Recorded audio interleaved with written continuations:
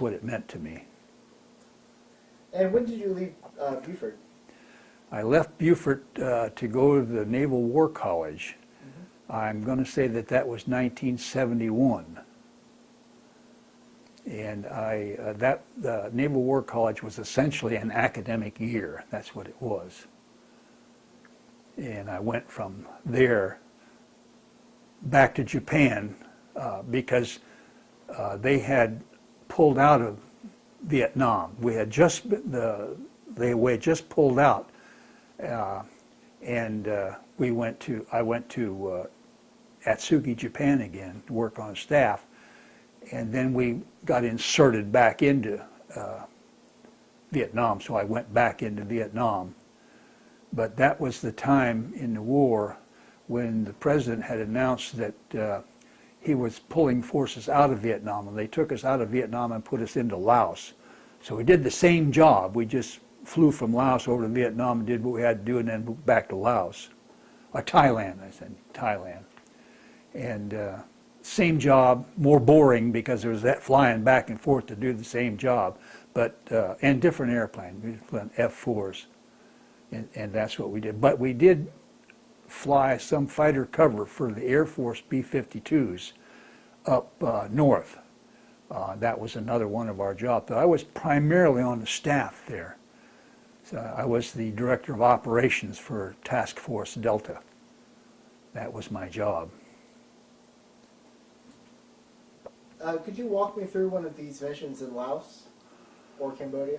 Well, actually, we didn't do much flying in Laos or Cambodia from Thailand.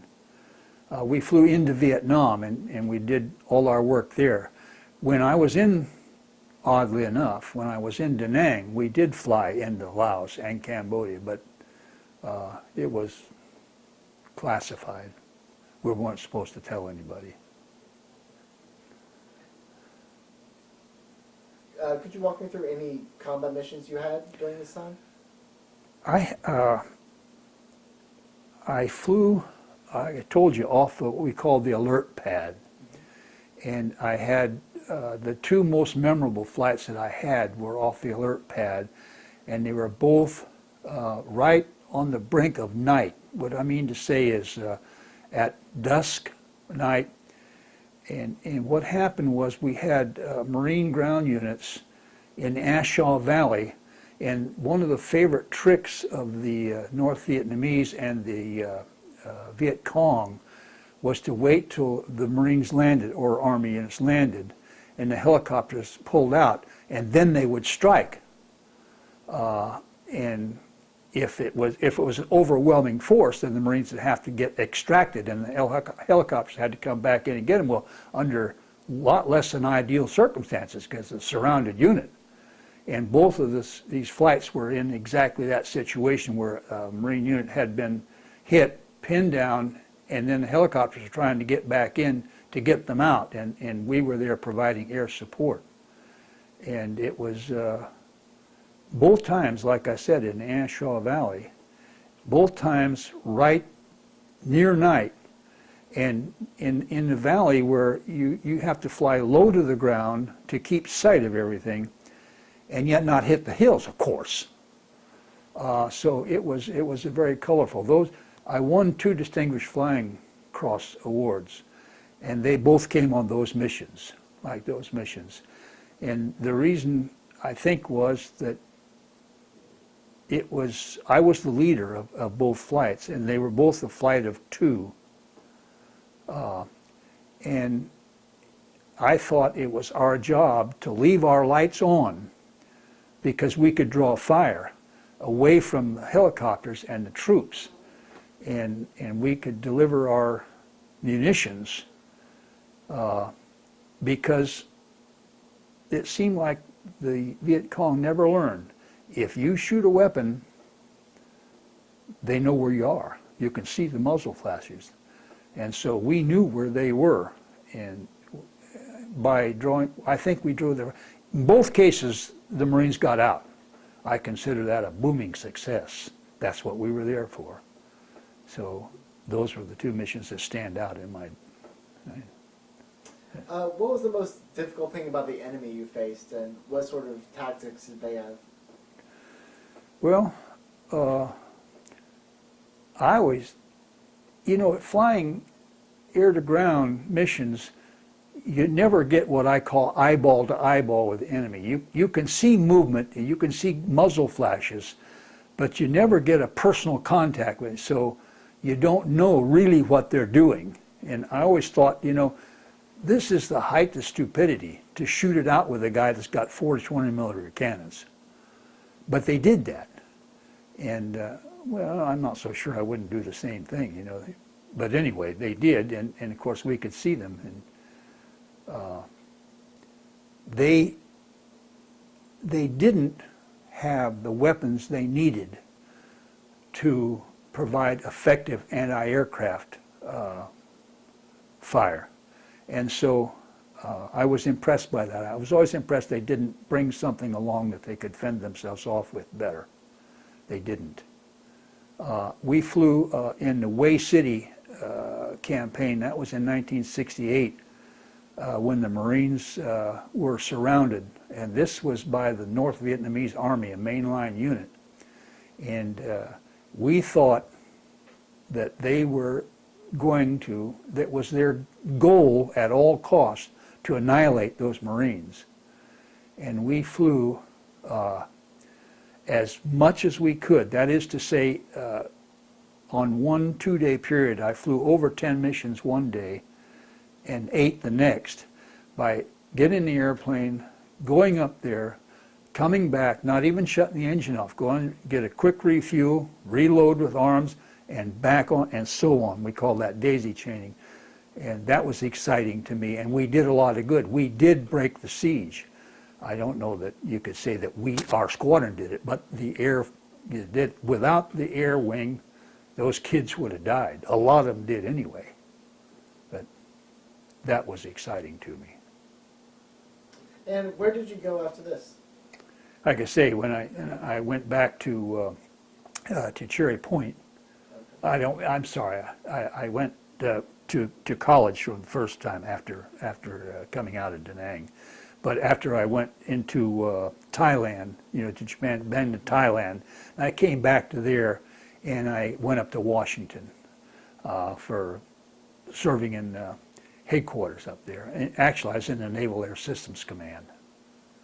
And my job was, they called it carrier suitability, but really what it was, expeditionary airfield business. We had, that was aluminum matting and catapults and resting engines, where we could take a unit and put them into essentially a jungle or a beach quickly, in days, and be flying off of it. That was the equipment that I was the program manager for that.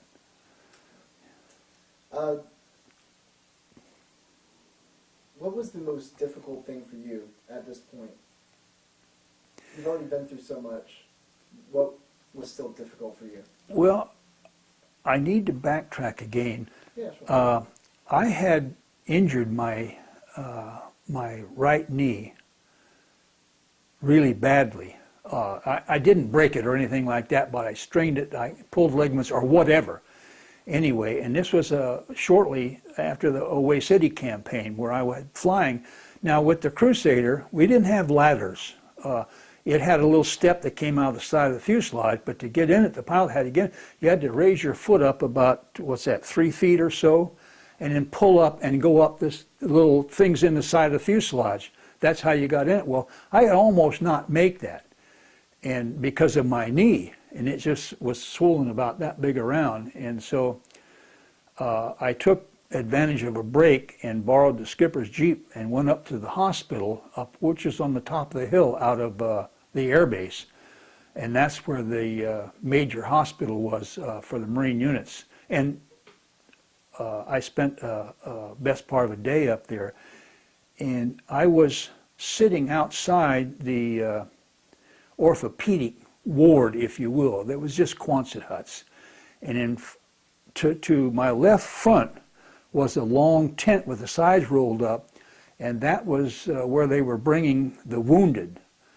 And like I said, it was the way city campaigned, so there were a lot of wounded. Helicopters are coming in, and what they had is a lot of sawhorses, and they'd bring these kids in stretchers and put them on these sawhorses while the doctors and the corpsmen ministered to them and decided where they were going to go, what kind of treatment they were going to get, you know, introducing them into the hospital.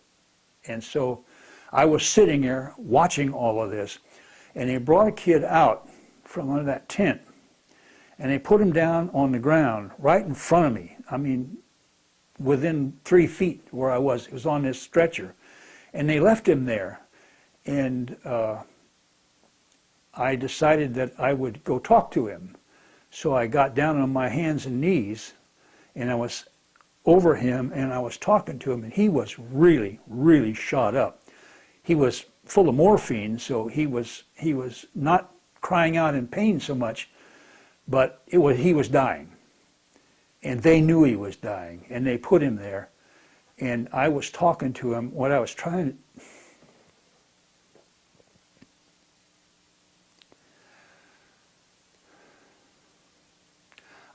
to minister to him. Ask him about his mom, ask him about his family, ask him about the troops he came from, and he was conversing with me. And then he died. And it was the most traumatic thing I'd ever seen, that I felt a bond to him, and all of a sudden he was gone. Well, I got up and I said, I'm not going to sit here with a swollen knee, for God's sake, taking up people's time. And I turned to leave, and I looked into the tent that I told you about where they were bringing the wounded, and in the closest place where the two sawhorses with a stretcher on it was a Vietnamese soldier, an enemy soldier. And I could tell he was an enemy soldier because there was an interrogator there interrogating him. And I walked over there. I meant to kill him. I had my pistol with me. I always kept it with me. And I walked over there fully intending to kill him. And when I got over there, I saw a kid that had to be about 14 years old. He was just a child. And he was not wounded terribly. And they ministered to him, got him bandaged up, and then, as was the rules, status of forces agreement, they had to deliver him over to the Vietnamese military. You know, the South Vietnamese military. And they did. And of course, I didn't shoot him. I was ashamed of myself for thinking that. And I said something to the MPs that had delivered him over to the North, and I said, what happens to him now? He said, well, we're required to deliver him to the Vietnamese. He won't make it off the base. And I thought, where are we going? What are we doing? These are kids. And that probably was the most traumatic thing for me that happened in over there. And it's just as fresh today as it was then. Did you have any other moral dilemmas or ethical dilemmas while you were in Vietnam? I did have one more that stood out in my mind and caused me a lot of sleepless nights when I got back. We went out one day in a flight of 8 Crusaders, and even though I had stressed to you that the F-8 was a fighter aircraft, it also was capable of carrying 2,000-pound bombs. It would carry 2 of them. One of the few airplanes that would do that, really. And so we took a flight of 8, and we struck a little village that they said was a Viet Cong outpost. And okay, so we were going to go out in a flight of 8, and what I intended to do is lead the flight in. I was the leader again, coming out of the sun, so nobody would see us, even though it was just first light, and you wouldn't expect anybody to be looking for much at first. And so